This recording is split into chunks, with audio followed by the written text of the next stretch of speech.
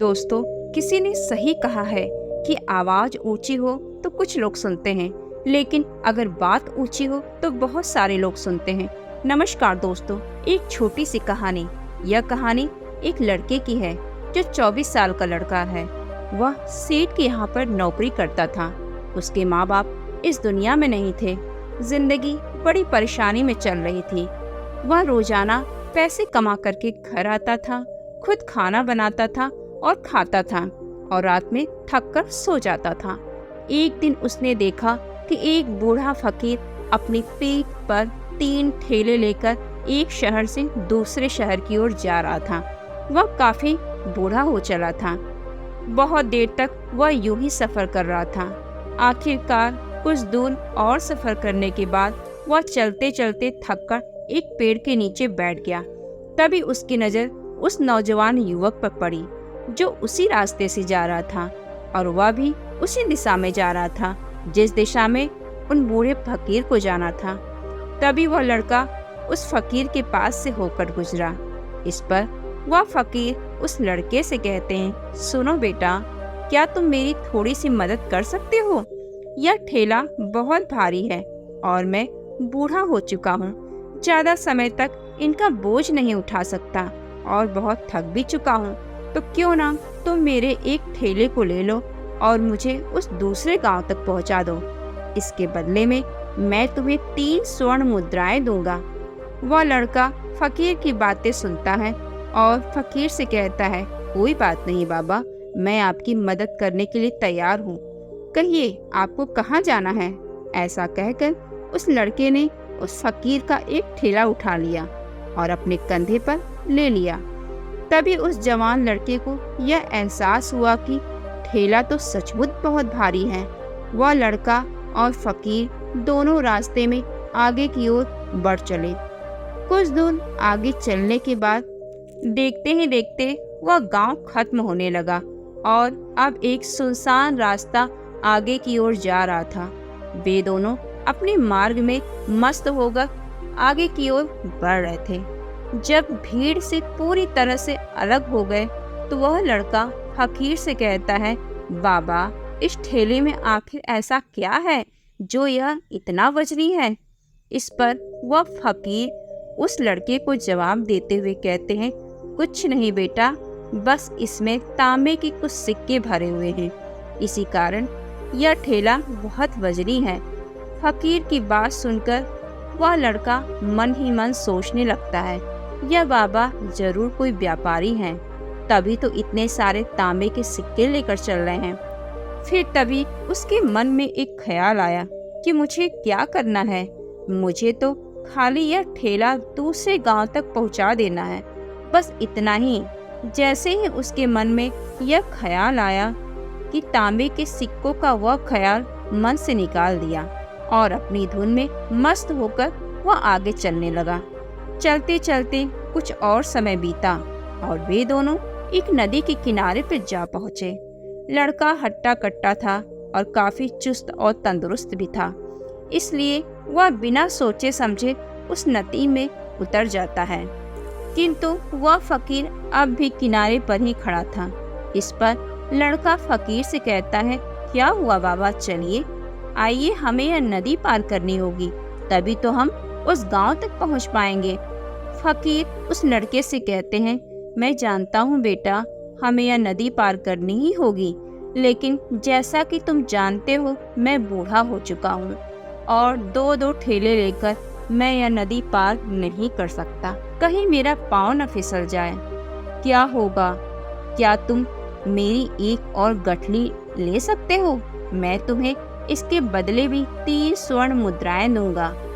इस पर वह लड़का मुस्कुराते हुए उन फकीर से कहता है, बाबा, आप मुझे शर्मिंदा कर रहे हैं। यदि आप मुझे स्वर्ण मुद्राएं ना भी दे तो मैं आपका यह कार्य अवश्य करूंगा। मैं आपको दूसरे गांव तक जरूर पहुंचाऊंगा।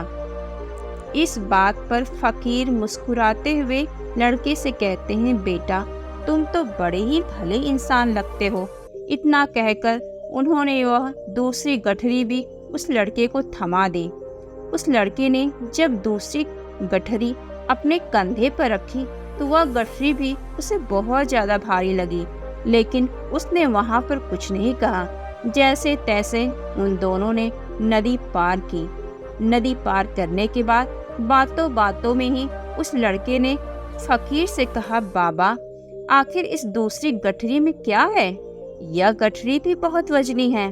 फिर फकीर उस लड़के से कहते हैं, बेटा इसमें चांदी के सिक्के हैं, इसी कारण यह गठरी भी बहुत वजनी है।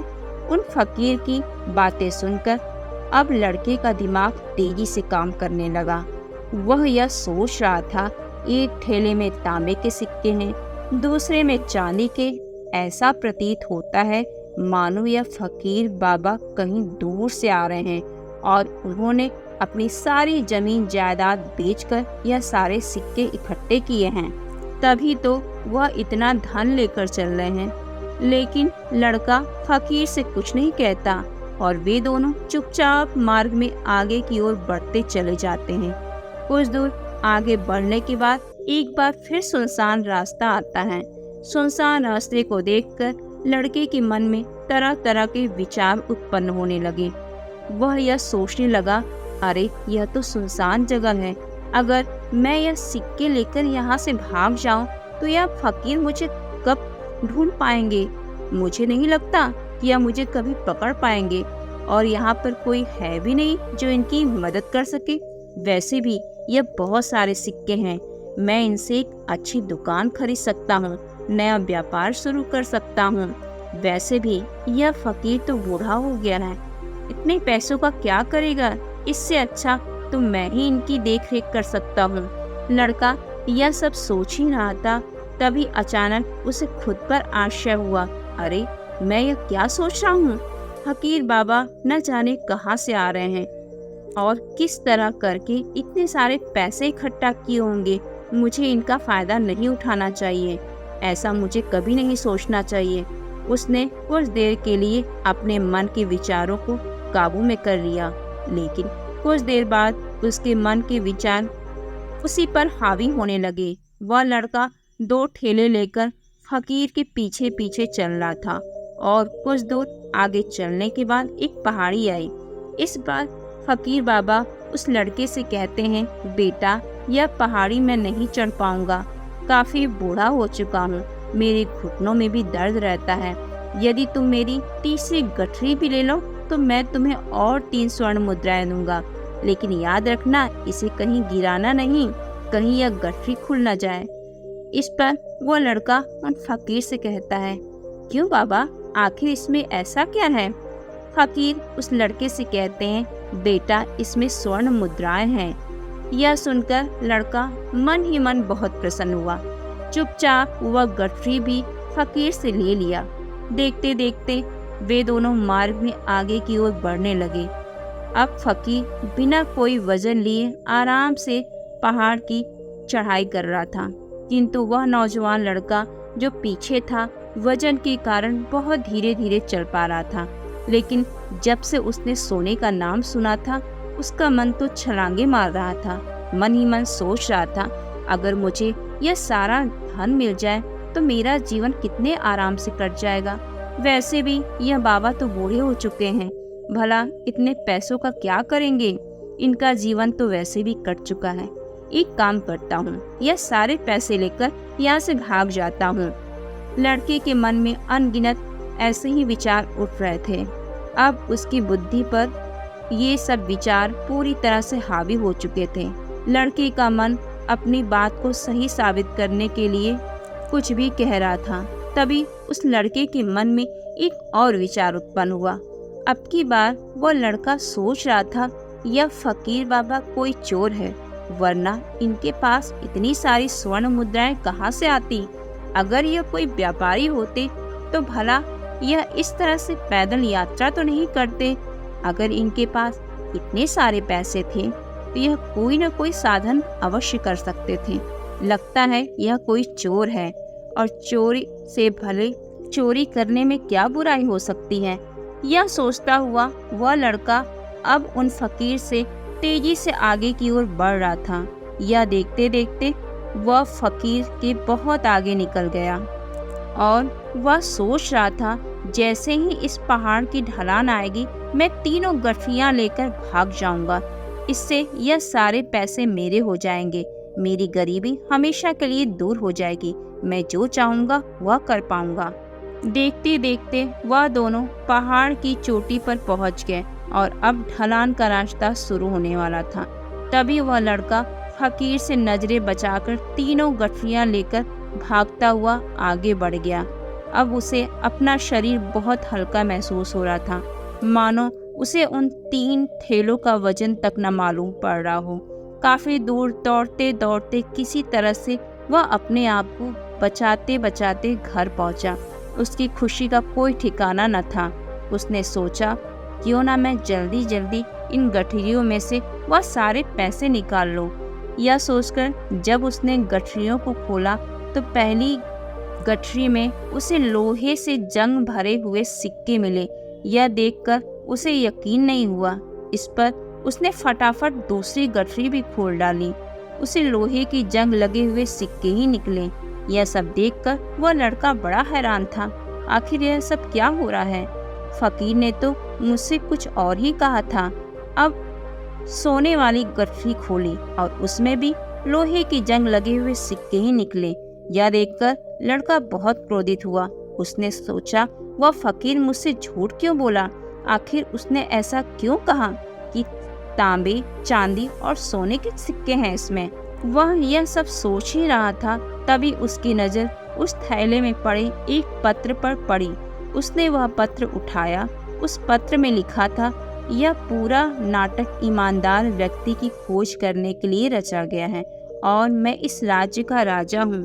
मेरी कोई संतान नहीं है, इसीलिए मैंने यह षड्यंत्र रचा है ताकि मैं अपने राज्य में किसी एक ऐसे ईमानदार व्यक्ति की खोज कर सकूं जो मेरे बाद इस राज्य का राजा बन सके और इस राज्य भार को संभाल सके। और इस राज्य का भार वही संभाल सकता है जो पूरी तरह से ईमानदार हो, जिसके मन में किसी प्रकार का कोई लालच ना हो। इतना पढ़ते ही वह लड़का जोर जोर से चिल्लाने लगा, सर पकड़कर बैठ गया। वह यह जानता था, यदि वह अपने मन के विचारों पर काबू कर लेता तो उसका जीवन संवर सकता था। दोस्तों, महात्मा बुद्ध कहते हैं कि मन ही सब कुछ है। आप जो सोचते हैं वही बनते हैं। इसलिए आपका सबसे बड़ा दुश्मन भी आपको उतना नुकसान नहीं पहुंचा सकता जितना कि आपके मन के या अनियंत्रित विचार पहुंचा सकते हैं। महात्मा बुद्ध कहते हैं, अपने भीतर ध्यान से देखो। हमारे भीतर जो विचार चल रहे हैं वही विचार शब्द बनते हैं और शब्द कर्म के रूप में प्रकट होते हैं। बार बार दोहराने पर कर्म बर्ताव में बदलता है और धीरे धीरे समय के साथ बर्ताव चरित्र में परिवर्तित हो जाता है और यही चरित्र हमारे भाग्य का भी निर्माण करता है। इसलिए हमें हमेशा अपने विचारों के प्रति सजग होना बहुत आवश्यक है। हमें जागरूक होना बहुत आवश्यक है। इसलिए जब आपके मन में पहली बार कोई गलत विचार उत्पन्न हो तभी उसे जड़ से उखाड़ देना चाहिए, अन्यथा वह विशाल वृक्ष का रूप लेगा और आपको किसी न किसी गलत रास्ते पर ढकेल देगा। आप चाहकर भी उसे नहीं रोक पाएंगे। आपको अपने मन के विचारों के प्रति सजग होना होगा। दोस्तों, उम्मीद है आपको आज का कहानी बहुत पसंद आया होगा। अगर आपको यह कहानी अच्छी लगी हो तो इस वीडियो को लाइक जरूर करें